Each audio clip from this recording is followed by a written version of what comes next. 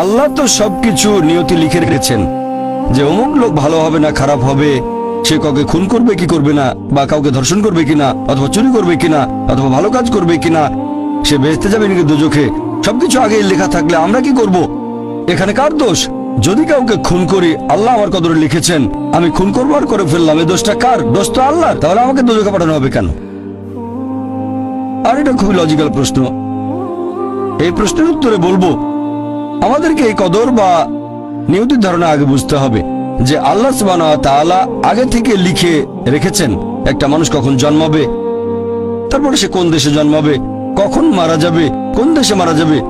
আল্লাহ পবিত্র কোরআনে বলেছেন সূরা ইসরা অধ্যায় 17 আয়াত নম্বর 14 যে যখন কোনো শিশু জন্ম নেয় তার কর্মগুলো আমি তার গ্রীবালগ্ন করে দিই। একজন মানুষের ব্যাপারে আল্লাহ জানেন সে কি করবে, ভালো না খারাপ, সঠিক না বেঠিক, সে বেহেশতে যাবে নাকি দোজখে যাবে।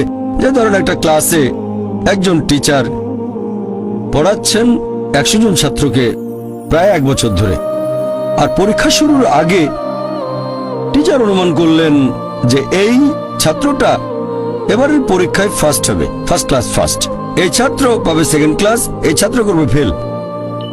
এটা আমি উদাহরণ হিসেবে বলছি।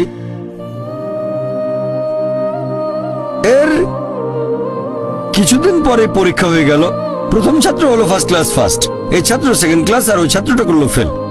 এখন আপনাদের প্রশ্ন করি, যে ছাত্র ফেল করেছে সে কি টিচারকে বলবে আপনি বলেছিলেন যে আমি ফেল করব তাই ফেল করেছি? এখানে দোষটা কার? টিচারের নাকি ছাত্রের? কার দোষ? ছাত্রের। টিচার অনুমান করেছেন এই ছাত্রটা বাইরে ঘুরে বেড়ায়, ঠিক মতো ক্লাসে আসে না, সিনেমা দেখতে যায়, এজন্য সে ফেল করবে। ওই ছাত্র মোটামুটি মাঝারি, এই ছাত্র খুব মেধাবী, অনেক পরিশ্রম করে, তাই টিচার পরীক্ষা শুরু হওয়ার আগে অনুমান করেছেন এই ছাত্র হবে ফার্স্ট ক্লাস ফার্স্ট, এই ছাত্র সেকেন্ড ক্লাস, ওই ছাত্র ফেল। তারপর আসলে ওই ছেলে ফার্স্ট ক্লাস ফার্স্ট, এই ছেলে সেকেন্ড ক্লাস, আর ওই ছাত্র ফেল। টিচার অনুমান করেছেন, তার মানে এই না যে দোষটা টিচারেরই হবে। টিচার সবাইকে পড়িয়েছেন সঠিকভাবে, সমানভাবে।